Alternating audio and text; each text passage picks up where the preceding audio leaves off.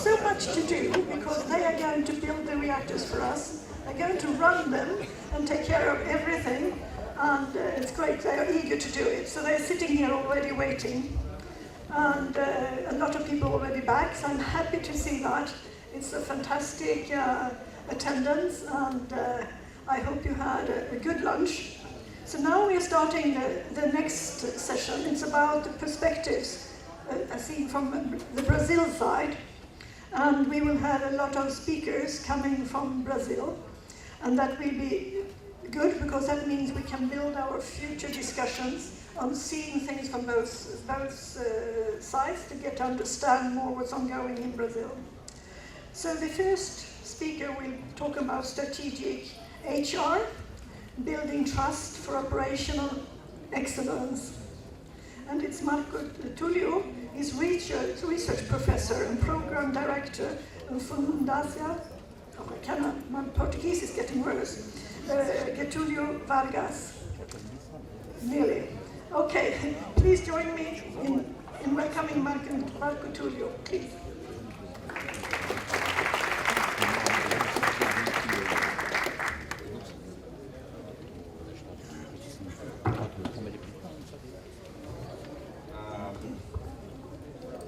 Uma audiência majoritariamente brasileiros, né?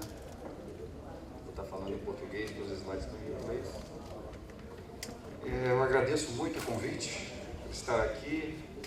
Eu sou pesquisador e professor da Fundação Getúlio Vargas, aqui no Rio de Janeiro, no núcleo de gestão.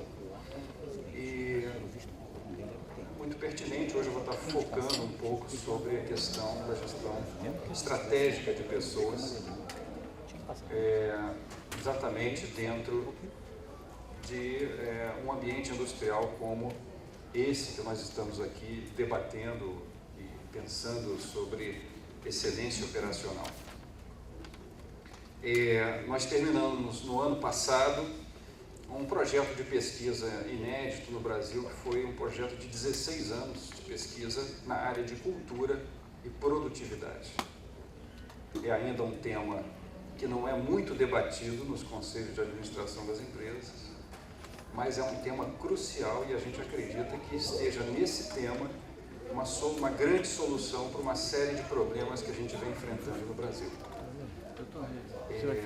Talvez um dos principais que a gente esteja enfrentando agora seja o problema de segurança no trabalho, seja o problema de segurança e meio ambiente. E isso tem se tornado cada vez mais crítico porque nós precisamos obter licença para operar no Brasil.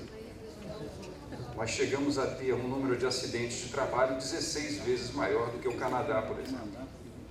Então alguma coisa está acontecendo e nós precisamos resolver isso. A apresentação que eu trago hoje é uma reflexão sobre isso, né? Eu trago aqui um antigo e tradicional mestre da administração, Peter Drucker, que ele fala que a cultura devora a estratégia no café da manhã. Ele falou e repetiu isso várias vezes, mas isso ainda não internalizou. Os nossos conselhos de administração ainda continuam escolhendo presidentes por suas habilidades financeiras e estão depondo os mesmos presidentes por sua incapacidade de lidar com problemas ambientais. Isso tem acontecido com frequência. Quando nós pensamos na cultura, né, quando a gente faz um apanhado histórico do que vem acontecendo no Brasil e no mundo, o que nós temos percebido é uma migração. Nós estamos migrando, de certa forma, de uma sociedade industrial para uma sociedade do conhecimento. Isso é um tema bastante bem entendido dentro da academia e dentro de várias disciplinas. E nós estamos cada vez mais nos dirigindo para uma sociedade em que nós aumentamos bastante o nível de especialização do trabalho, o nível de complexidade e a incerteza. Portanto, nós estamos entrando dentro de um novo tempo em que cada vez mais esses mecanismos tradicionais de autoridade e controle, que sempre foram extremamente eficientes para a gestão da produção e do trabalho, eles começam a perder a sua eficiência relativa. cada vez mais nós estamos precisando falar de mecanismos sociais, de consenso, construção de consenso dentro do ambiente produtivo. Isso porque, é claro, cada vez que a gente eleva o nível de especialização média das pessoas que trabalham junto para a produção de um bem, cada vez mais nós precisamos estabelecer uma relação de consenso. Cada vez mais nós estamos tratando problemas mais complexos, com uma maior complexidade, uma maior incerteza, e cada vez mais nós estamos precisando trazer não só mais aquela contribuição mensurável, o trabalho mensurável, o trabalho que poderia ser medido, que poderia ser avaliado e mensurado, mas estamos preocupados, e todas as escolas de negócios no mundo inteiro estão na mesma agenda. Nós estamos preocupados em construir mecanismos sociais que deem conta da produtividade. Por isso, hoje nós falamos em liderança. Essa palavra é nova em gestão: liderança, cultura organizacional, qualidade de vida no trabalho. Isso tudo é muito novo dentro da gestão empresarial, historicamente falando. Isso é recente. Responsabilidade social, que nasce quase que exclusivamente depois do acidente de Bhopal na Índia, em 1984. Portanto, nós estamos vivendo uma transição para um desafio que é construir ambientes produtivos, onde a gente estabelecer as relações de consenso baseado em vínculos de confiança, em que as pessoas efetivamente consigam aportar suas melhores ideias, consigam aportar suas melhores contribuições, com que a gente consiga somar a inteligência. Esse é um grande desafio, especialmente em países de cultura latina. Eu vou falar rapidamente porque eu só tenho 20 minutos. O que nós estamos falando é o seguinte: nós estamos saindo de um modelo em que a gente hipervalorizava ou valorizava indivíduos com uma grande capacidade intelectual, um know-how, uma educação formal, para um outro desafio, que é fazer como que a gente consegue construir coordenação, colocando essas pessoas para trabalharem juntas na produção de um bem coletivo. Percebe? Não é só mais a qualificação pessoal, não é só mais a educação formal de A, B e C, mas é principalmente a capacidade de gerar coordenação de A, B e C, que é o grande desafio da gestão dos nossos dias, porque nós temos pessoas bem qualificadas, né? Quando a gente discute produtividade no Brasil, a gente pergunta: a educação é um problema? Não, eu tenho várias ressalvas sobre essa resposta fácil, porque na realidade nós temos muito mais gente bem educada, bem formada, com mestrado e doutorado do que vários outros países que estão na nossa frente. Interessante isso.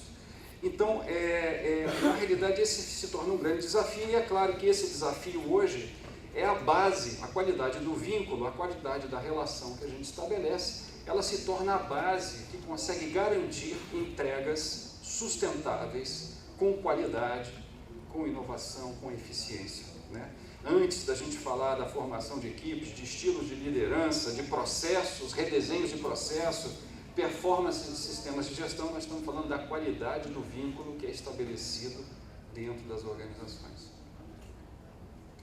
E é claro que, por exemplo, quando a gente aborda cultura de segurança no trabalho, nós agora na Fundação, na EBAP, na Fundação Getúlio Vargas, a gente está inaugurando, começando a trabalhar na construção de um centro de estudos em segurança e meio ambiente. Esse é um grande calcanhar que a gente já sabe, já conhece. Eu vou aqui apresentar, por exemplo, essa é uma pesquisa bem antiga do Hansen, mostrando a diferença entre empresas que performam muito bem em segurança no trabalho e empresas que não performam tão bem assim. Então ele está comparando ali os elementos de segurança. Ele vai falar, grupo, você tem equipes de segurança, você tem comitês de segurança, e isso, de certa forma, não é o que diferencia as empresas que efetivamente conseguem se destacar na questão de segurança no trabalho e as que não conseguem se destacar, né? Treinamento de segurança, treinamento formal de segurança, ambas têm, né? técnicas de segurança, normas e registros, todas têm. O que efetivamente começa a separar aquelas empresas que efetivamente conseguem performar muito bem, o que está chamando aqui de world class, daquelas que são absolutamente normativas e daquelas que quase não têm orientações de segurança, está ali na questão da relação das pessoas que trabalham junto. Olha lá. A gente vai lá falar, é o engajamento do gestor, tá o suporte financeiro também, mas se você tem ali planejamento eficiente, mais ou menos, relações com sindicatos, mais ou menos, mas veja lá, preocupação com os empregados, com as pessoas, né? Interação entre gestores e empregados, qualidade do trabalho. De fato, esses são os elementos que nesse estudo antigo do Hansen, de 1993, ele já nos dizia aonde que está o nosso grande calcanhar de Aquiles. Nosso grande calcanhar de Aquiles para garantir segurança do trabalho está na cultura. É como nós tratamos cultura, é como nós abordamos esse tema. Quando a gente fala isso para os engenheiros, eles ficam aterrorizados. Não? Porque o engenheiro aprendeu uma outra estratégia de sucesso na vida, né? Um plano cartesiano dá uma satisfação imensa, né? Mas o fato é que temos que tratar cultura, abordar cultura, né? E cultura quer dizer a construção da confiança. Confiança é risco. Quando nós falamos de confiança, de construir relações dentro das organizações, mas eu estou aqui abordando um tema que é bastante tradicional também. As relações de confiança são estudadas há muito tempo, basicamente desde que surgiu a teoria do capital social, mas o fato é que a confiança ela se resume em vulnerabilidade e voluntariedade. Como é que nós conseguimos, paradoxalmente, é quase um paradoxo, construir vulnerabilidade e voluntariedade para que as pessoas possam efetivamente se engajar e se comprometerem em ambientes seguros, que elas possam trabalhar juntas, para que elas possam exercer, de certa forma, um certo grau de autonomia, possam trabalhar, e essa é uma pré-condição necessária, absolutamente necessária, para a construção da excelência operacional. Não há a possibilidade de nós zerarmos, nós melhorarmos os nossos índices, por exemplo, de acidente no trabalho, que é uma pré-condição para a performance, se nós não investirmos efetivamente dentro dessa questão da construção dos vínculos e da confiança. Como que nós conseguimos estabelecer relações de confiança no chão de fábrica, na gerência média e junto com a alta administração. E existe um gráfico muito interessante que diz o seguinte: a falta de confiabilidade e previsibilidade faz com que exista a ausência da confiança. A ausência da confiança gera o medo do conflito, né? O medo de um empregado vendo uma situação de risco, vendo uma situação imprópria, vendo uma situação que coloca em risco uma operação, ele por medo, por receio, ele não consegue reportar isso. No Brasil a gente tem aquele tradicional, traga-me soluções, não me traga problemas. Então o que acontece? Nós temos uma dificuldade muito grande de reportar incidentes, quase acidentes. Por quê? Porque a pessoa tem medo de reportar. O nosso modelo cultural, ele inibe muito o reporte de acidentes. Isso coloca em risco várias das nossas operações, e principalmente indústrias de alto risco, como as indústrias nucleares. Então, o medo do conflito gera a falta de comprometimento, que gera a aversão, quer dizer, que gera a rejeição à responsabilidade. Não fui eu que mandei, eu só obedeci, né? Eu não sou responsável por esse resultado. E a gente tem aí uma quebra do resultado e uma quebra desse compromisso final, que é a performance e a excelência operacional. Quando a gente passa para essa questão da cultura organizacional, a gente percebe o seguinte: a cultura é um elemento dinâmico, Ou nós entramos dentro de um ciclo virtuoso, onde as pessoas percebem justiça, estabelecem a percepção de benefícios mútuos, isso gera confiança, que gera motivação, que gera cooperação e que gera um desempenho superior. O outro lado da moeda é exatamente um ciclo vicioso em que as pessoas percebem situações injustas, percebem situações em que elas não conseguem atuar sobre o problema, isso gera desconfiança, gera estratégias de defesa, né? E gera o oportunismo, o que vai gerar um desempenho inferior, né? Quando a gente olha, desculpa, está passando rápido demais aqui. Quando a gente olha para o contexto brasileiro, a gente percebe que nós temos um grande desafio de contexto. Esse é um estudo de 1998.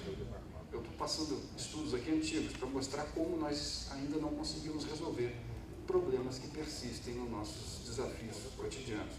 Nós temos um estudo aqui com 40 países em que nós estamos numa posição de desfavorável ali, né? Esse é um estudo, foi patrocinado pelo Banco Mundial em 1998. Esses dois pesquisadores publicaram esse estudo, foi bastante conhecido hoje dentro da academia, em que eles mediram o nível de confiança das sociedades, né? Essa questão, dentro do nosso modelo cultural, eu explico dessa forma, a gente sabe, eu vou explicar rapidamente, para não passar muito tempo, mas nós temos aí uma questão de distância social, um modelo de cultura que estabelece uma relação extremamente autoritária, a gente com isso gera percepção de injustiça e ausência de meritocracia. Isso faz com que a gente reforce um ciclo de baixa confiança. Baixa confiança significa eu controlo mais e monitoro mais, e é muito mais difícil para mim trabalhar com autonomia. Por outro lado, né, baixa autonomia, predominância, quem estudou aí teoria dos jogos sabe, né? One shot game. Se eu não confio, eu não tenho motivo para continuar esse jogo, quer dizer, eu tenho uma predominância de curto prazo nas minhas relações, eu tenho baixa cooperação espontânea e isso aumenta absurdamente os nossos custos, muitos deles não mensurados, né? Custos não mensurados ou seja, aumenta a ineficiência desse sistema. Então, quando a gente começa a pensar sobre isso, nós temos um desafio que é, em culturas de alta distância de poder, como a brasileira, nós temos uma questão que é, as regras são formuladas top-down, de cima para baixo. Quando as regras são formuladas aqui, o executor da tarefa, ele não se sente com a liberdade de aprimorar a regra. E ali é que mora o problema. É um modelo cultural. A gente acredita, né, que a inteligência vem de cima e que a regra vem de cima, ela vem perfeita, né, e cabe aos imperfeitos, que podem contribuir menos, aprimorar a regra. Vejam que é absolutamente o inverso do modelo japonês de gestão. Quando a gente pega o modelo de qualidade japonês, o modelo de inovação no Japão, ele é bottom-up, né? Então, esse é um grande desafio, que eu não diria que é do Brasil, é da América Latina, são dos países, né? México, América Latina, nós temos um modelo extremamente difícil da gente conseguir construir aprimoramento contínuo, né? Somando a inteligência e construção de relação de confiança na base das nossas organizações, né? No shop floor. É claro que isso demanda um trabalho. A boa notícia é que esse tipo de problema a gente consegue resolver muito bem com gestão. Gestão bem feita. O Brasil, nós temos organizações que operam num nível de excelência operacional. Nós conseguimos, com gestão responsável, dar conta desse tipo de problema. Isso nós não podemos cair aqui no fatalismo, né? Então, como é que a gente trabalha isso? A gente trabalha através da disciplina, construindo essa autodisciplina do gestor, né, trabalhando ciclos de qualidade, de tal forma que a gente consiga introjetar esses tipos de princípio, de tal forma que segurança passe a ser um valor pessoal para aquele indivíduo, né? E assim, a compreensão de que segurança ela é um valor inegociável, né? Já fiz vários trabalhos de diagnóstico no Brasil, é muito interessante, porque quando a gente faz o diagnóstico, por exemplo, a relação do engenheiro com o pessoal do chão de fábrica, em várias das indústrias que a gente fez, refinarias de petróleo e tudo mais, é interessante essa relação, porque são dois desiguais dialogando. né? O engenheiro conhece, tem o seu valor, conhece o valor da segurança, mas o cara do chão de fábrica, o operador de caldeira, ele olha para o engenheiro e fala: esse cara não sabe nada. Quem sabe isso aqui sou eu. E correr risco para ele é um sinal de autoafirmação. Dentro desses anos todos de pesquisa, a gente conseguiu mais ou menos mapear, porque na realidade o que se constrói a confiança é uma consequência de um contrato informal, de um pacto informal, né? E dentro desses estudos, nós fizemos 40 diagnósticos em empresas e organizações públicas e privadas. A gente começa a perceber o seguinte: o compartilhamento de objetivos, do porquê, do para quê, de como que nós estamos indo, para onde nós estamos indo, e o compartilhamento de valores é um fator essencial. O segundo fator é a integridade e consistência da gestão. Ou seja, o quão íntegro e consistente é a mensagem que a gestão passa para dentro da organização. O terceiro ponto é respeito. A questão do respeito significa está embutido aí uma certa ideia de igualdade. Em algum nível, nós somos iguais dentro da organização. É difícil falar isso num país de alta distância de poder, porque a característica de países de alta distância de poder é a manutenção de uma percepção de desigualdade. Uma lente cultural que a gente vestiu desde criança, a gente enxerga o mundo desigual. E para que a gente possa dar conta desse tipo de problema, nós temos que estabelecer um certo nível de respeito e igualdade entre as pessoas, para que a gente possa trabalhar como uma equipe. O famoso accountability, né? Essa palavra que os americanos criaram, acredito eu, e que nós não temos tradução para o português, né? O dar conta daquilo que lhe foi confiado. Dar conta é muito interessante, porque às vezes quando a gente vai fazer o diagnóstico de segurança do trabalho das empresas, você pergunta: mas espera aí, quem foi o responsável pelo acidente de trabalho? E aí as pessoas começam a remeter para entidades místicas. Foi a empresa. Mas quem é a empresa? Esse CNPJ que paira por todos nós? Não, foi a empresa, no final a fatura vai para Deus. Aprove a Deus.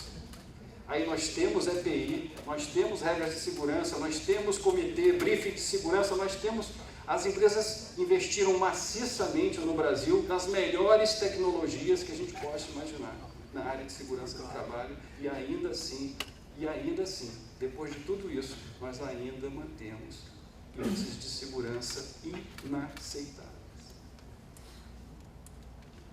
Não é que a gente não investiu, investimos muito.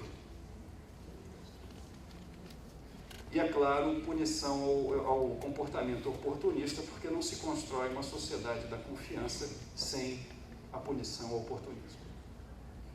Em lugar nenhum. Né?